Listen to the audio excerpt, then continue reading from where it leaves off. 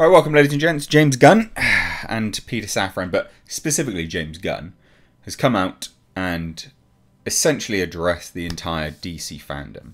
Now, why has he done that? Well, because he's the CEO of DC Studios, of course, and chairman, right? So between him and Peter Safran, this is their job.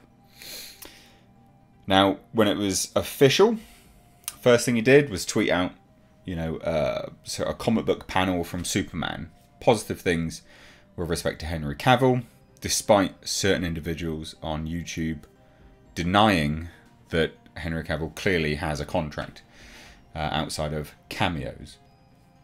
Now, a lot of sort of activity across the weekend over on Twitter, and I guess maybe on YouTube, I don't really know. I think most of this activity appears on Twitter, was release the Ayer cut. Even David Ayer did this. And then save Legends of Tomorrow. So these were hashtags that were trending. And I think what's really good here is James Gunn has addressed the fans. So he hasn't just hidden away from it. Do you remember the months and months of Snyderverse fans? Snyder cut this, Snyder, and no one addressed it. No one officially talked about it. They just clamped down. They weren't interested. They didn't say a thing. James Gunn has addressed it. This I like. Not hugely promising for those that are really, really excited about these movies becoming a potential, right? So the likes of the David Ayer cut of Suicide Squad and Legends of Tomorrow being saved. Doesn't sound promising for those two things, but I will say this with respect to the David Ayer cut. Don't count it out. And the reason for that is it's not the same as the Snyder cut. Because this is a movie which is actually done. It requires very little money to finish it completely. Like, it's done. It's a product. Whereas Snyder had to go back and reshoot things and visual effects and all manner of bits and pieces, right? The David Ayer cut as a concept, as a movie, is pretty much pre-packaged, ready to go. And could be something which they just launch over on HBO Max to boost numbers. It's kind of actually a no-brainer to do that. So don't count it out. I doubt they'll release it in theatres if they do, but definitely don't count it out. Now, what happened? Well, the new DC CEO and co-chair of DC Studios said this over on Twitter. And again, I've got to commend him for saying this. And in terms of the future of DC, I think this sounds quite positive. So he says, opened up Twitter at the end of a long, creative weekend to see the many tweets to hashtag Save Legends of Tomorrow and hashtag Release the Ayer cut, and fan support for other DC projects over the years. The majority of these requests were enthusiastic and respectful. I mean, that alone, just that statement alone, is leagues above what the old regime used to say about any DC fan, right? They would just come out and fling shit at everyone and say everyone's nasty, everyone's this, everyone's toxic, right? Was there toxic people among them? Yeah, of course there were. But at least James Gunn is just acknowledging the positivity and the respectfulness. So you've got to admire that. Or at least respect that that's what he's doing. As the new and first ever CEOs of DC Studios, Peter and I think it's important we acknowledge you. Nope, shouldn't have done that. There I was being smart. Acknowledge you, the fans, and let you know we hear you, your different desires, and for the pathway forward for DC.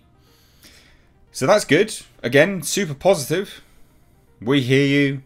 And we know that you've got desires for a pathway forward for DC. We get it. We acknowledge it.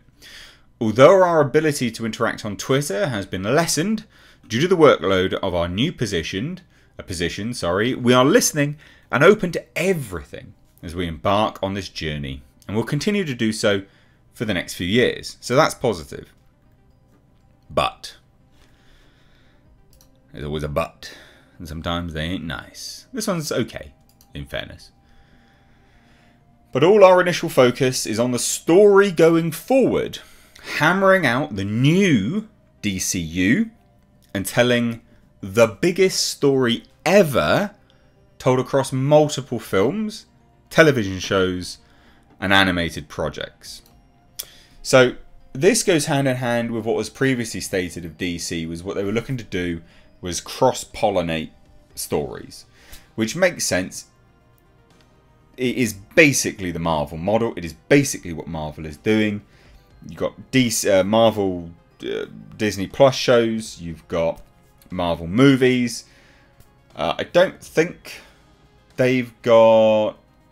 don't think they've... Do they have anything animated? Yeah, the What If series, sorry. Actually, the What If series was one of their animated ones, which does factor into stuff. There you go, my bad. So they're following the Marvel model. Not a bad idea. Makes sense. Why not? Especially a former Marvel director. Makes sense. But the biggest story ever. I wonder what story this will actually be. Now, you know, some people could say that this is him saying, you know, we're actually a singular story, a narrative we're looking to tell. Or this is just, we're looking to tell the biggest story across all of these things, i.e. a huge story overlapping over all these things. Vague. We don't actually have it yet. Could be. But he says, anyway, we invite all of the DC fandoms from across the multiverse, and everyone else as well, into this new universe. We can't wait to reveal more. And you know what? I've got to hand it to him. Bloody good going. That's really, really respectful. It's really down the line. It's to the point. It's saying, look, we acknowledge, we hear you, we get it. You've got what you want. You know, you've got what you want to happen. However, we've got our direction. Let's hope they align somewhere in terms of like an overlap.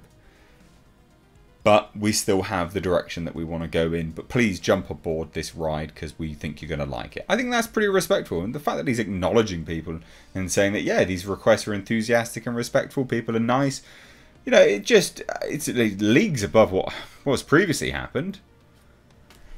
Leagues above. I mean, I'm looking at it now. I'm just like, what? The fact that DC's just happily interacting with people.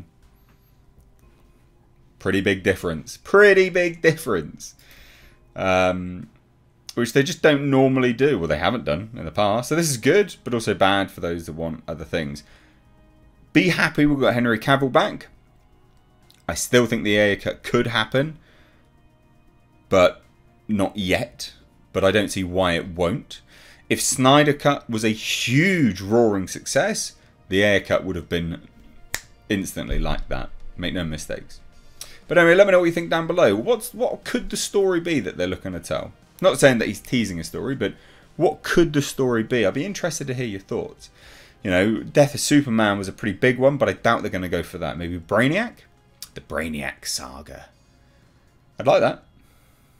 Cheers. Take care.